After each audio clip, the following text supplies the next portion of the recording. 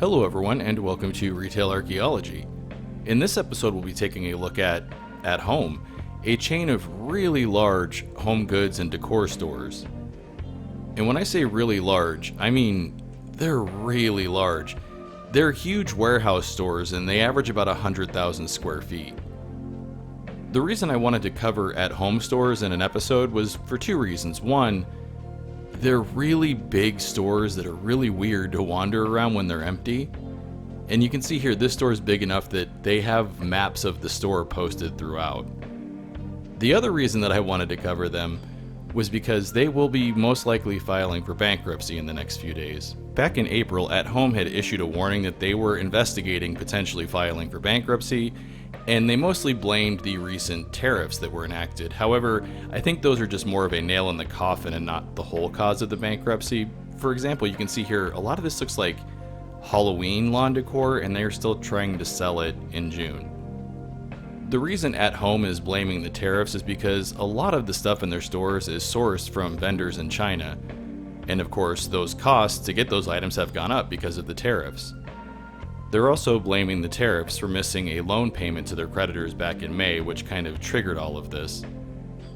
But if you look back just a little into At Home's history, which isn't long, they were founded in 1979, so they're a younger store chain than a lot of other ones I've covered on this channel. But if you dig into that history a little bit, you'll see some foundational issues with these stores. The first store that opened in 1979 opened in Schertz, Texas, and it was originally called Garden Ridge Pottery and World Imports, and it was opened by a guy named Eric White. Over the next few years, they expanded to having a few more stores in a few different states, which ultimately led to White selling Garden Ridge to a group of investors in 1988. By 1995, they had around 7 stores, and they also became a publicly traded company. Then in 1999, an investment firm called Three Cities Research paid around $185 million to take the company private. And this is where I think the foundational issues started. Once investment and private equity firms get involved, it usually starts a cycle of overexpansion, and I believe that's what happened because by 2004, they filed for their first Chapter 11 bankruptcy. They emerged from bankruptcy in 2005 after closing a distribution center and 9 stores. By 2011, they were operating around 50 stores, and they were purchased by a company called AEA Investors in a leveraged buyout for around $715 million. In 2014, there were around 70 stores operating, and they officially changed the name from Garden Ridge to At Home. By 2019, they had expanded to over 180 stores, but their stock had lost 40% of its value. Because of this, the owners of the company at the time thought it might be a good idea to put the stores up for sale, and there were even reports that Kohl's was in preliminary discussions to buy At Home, but they dropped out when the stock continued to drop. And then something happened, and that thing being the pandemic, and during that time a lot of people were focusing on fixing up their homes and redecorating and stuff, and At Home actually saw a net sales rise of around 27% during that period. At Home was still looking for a buyer, and the private equity firm Hellman & Friedman noticed that somehow At Home had made line go up, so they ended up deciding to purchase them for $2.8 billion, and they are currently the owners of At Home stores. It's been a few years since that multi-billion-dollar purchase, and unfortunately, line has not continued to go up. Sales have dropped dramatically as people started spending less money on decorating their houses and remodeling because they did all that during the pandemic, and also because of things like inflation and people just spending less money on stuff at stores like this and spending more money on essentials and also experiences it turns out people are spending money on. All of those factors combined together, I believe, is what has caused At Home to miss this big loan payment with their creditors and be forced to file bankruptcy. Another important part of it too, I believe, is that this type of store just doesn't make sense anymore. These stores are kind of supposed to be the everything for your home warehouse store, and they have sections for office supplies and patio furniture and mattresses and tacky artwork, and I just don't think people are really shopping to entirely redecorate a home again where they would need stuff for each of the rooms in the home. That may have been going on in the early to mid 2000s and even into the 2010s when HGTV was really popular and people were buying and flipping houses like that. But now when you look, just the average age of a home buyer in the United States is around 50 years old. I think it's a little bit over that actually. So those people already have accumulated all of this kind of stuff over their lives. So when they're buying another home, they're just moving their stuff. This footage is from around 2 o'clock in the afternoon on the weekend. And there is just nobody in this big, huge store. I got to imagine it cost a fortune just to air condition this giant warehouse. It was in the mid 100s outside, so I'm sure the electric bill here is a fortune and there's no way they're meeting costs. I just don't think people really feel the need to shop in a store where they can buy a couch and a backseat car organizer. That looks like it's been sitting there for a few years. According to a lot of financial reports out there, At Home may be filing for bankruptcy in the next few days. It may even be the day that this video comes out. And walking around one of their stores that's located in a market that's one of the fastest growing areas in the United States as far as population goes, I'm not surprised that they're filing for bankruptcy. I'm sure the tariffs aren't helping, but the tariffs don't explain why this store is this empty during the weekend. I think it's more because nobody's buying crap like this anymore. I don't need organizer baskets with controllers on them. It was kind of interesting, while I was checking out this clearance aisle here, I noticed like the first other person in the store besides the handful of employees. You can see him there in the background, and he looks just as bewildered as I was at the store. Walking around a place this cavernous and not seeing any other people for large amounts of time is really eerie. It almost starts to feel like you're somewhere that you're not supposed to be. It's different from a dead mall situation. It's a different feeling. It's kind of unsettling. At Home wouldn't be carrying the amount of debt they're carrying if it wasn't for the fact that they were bounced around between private equity firms over the years. And that's why they're filing for bankruptcy, is because they're missing a debt payment.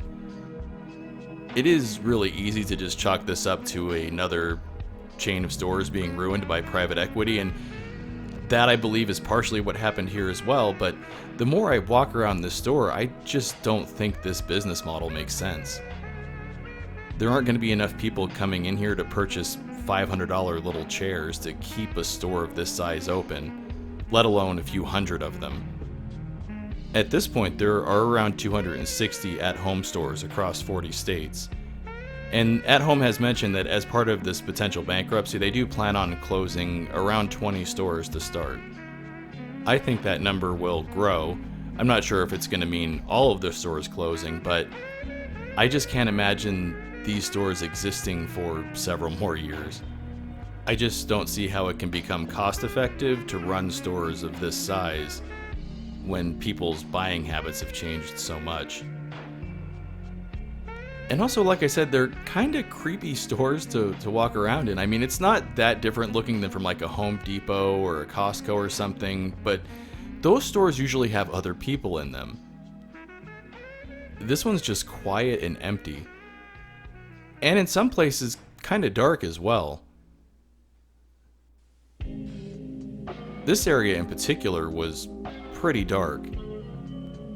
It's kind of off-putting because, well, for one, you have a harder time seeing what it is that you're actually trying to buy, but the darkness also brings up that feeling of being somewhere that you're not supposed to be. Like, is this section closed off? Am I not supposed to grab items from this area?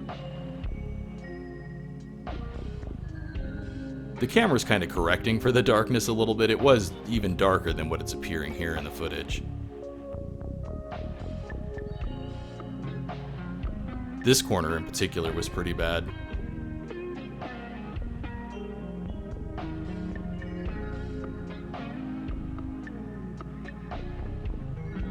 Yeah, good luck trying to get a good look at any of these stools or chairs that you might want to buy. The whole place just has the vibe of a store that shouldn't exist in 2025. Like, this store shouldn't have made it outside of the era when HGTV was helping to wreck the housing market.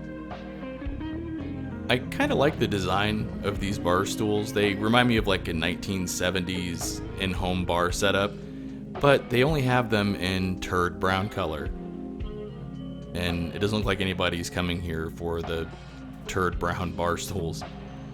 Yet nobody's buying these for $160. They should probably go in the clearance section. It's just row after row after row of aisles of junk that people just really don't need.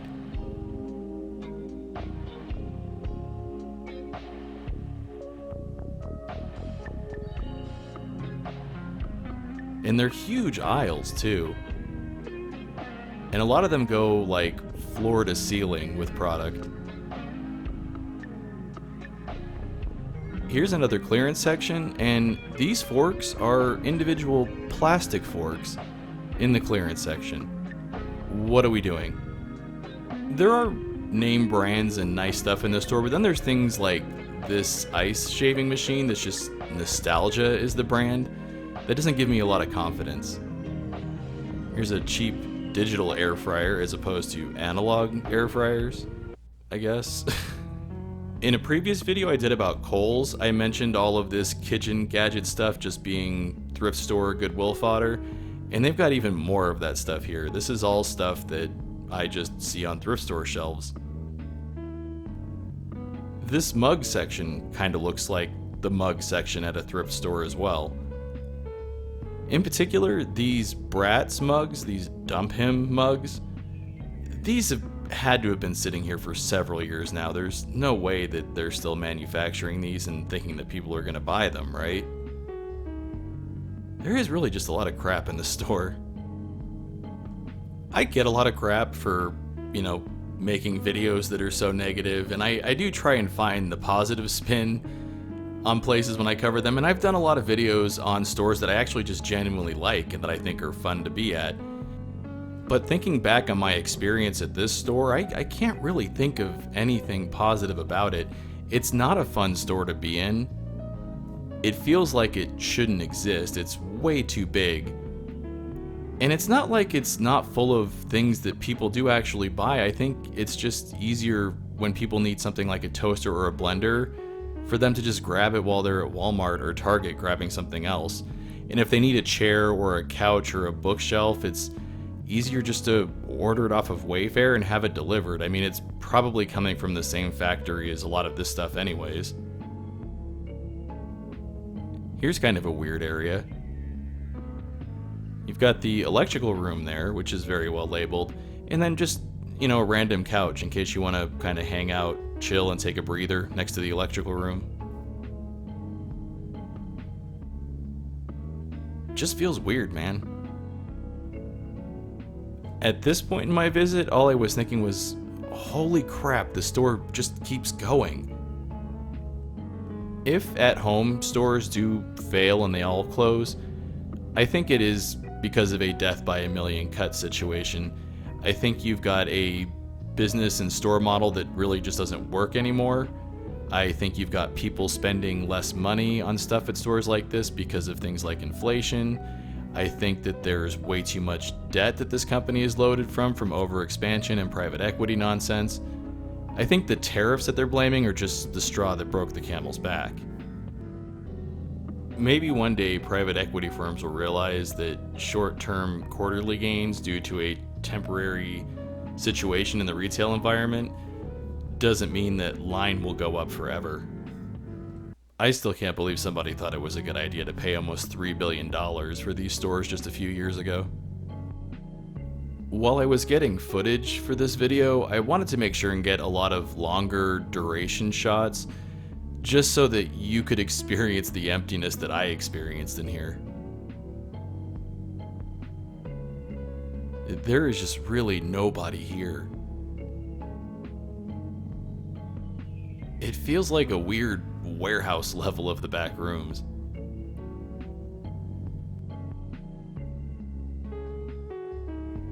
I like the trending now sign. I'll tell you what's not trending is the store. But on the trending now shelf, they've got floating shelves, and when were floating shelves trending? That's feels like more back in the HGTV era. I do think HGTV was responsible at least a little bit for this store's growth in the early 2000s. Early 2000s to the early 2010s, that was when there was all those shows on HGTV about flipping houses and redecorating things, and every dollar you put into your kitchen equals $4 on the sale of the house and all of that garbage.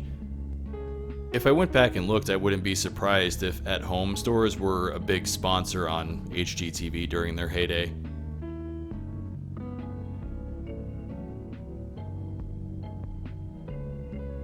I did look at a lot of the pictures here trying to see if anything looked like it was AI generated, because I have seen stories about AI generated artwork appearing at places like Hobby Lobby, but none of this looked AI to me.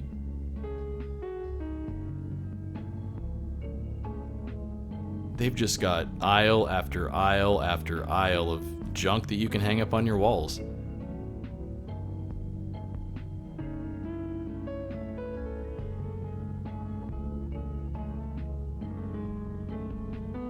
This is another one of those sections that just feels like it goes on forever.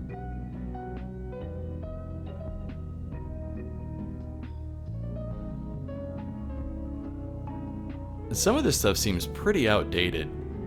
Are people still hanging words on their wall?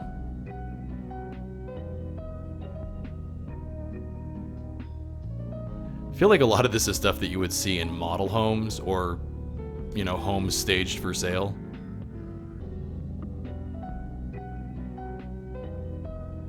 There was this random display of DVDs here. This makes this store feel even more outdated as well. We've got The Matrix there. Yeah, just a lot of older movies.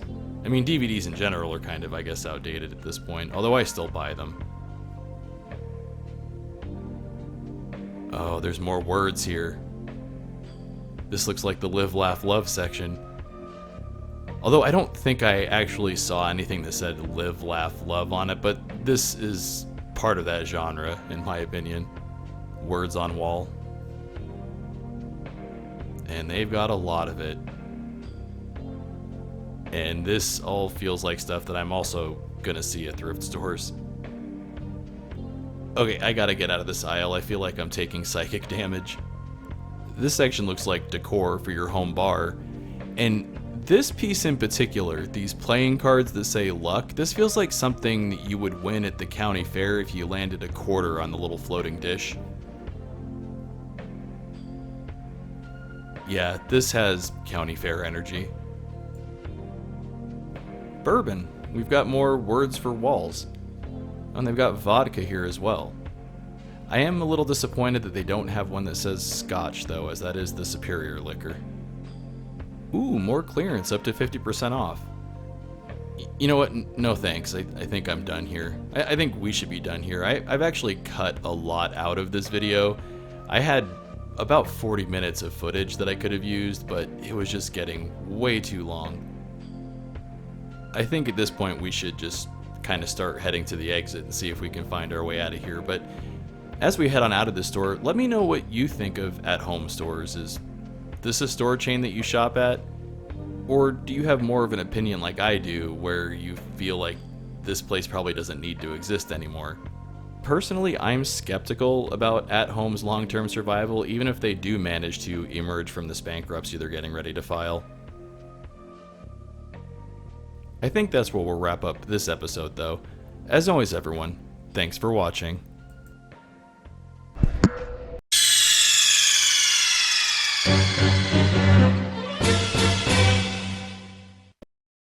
Want to see your name here?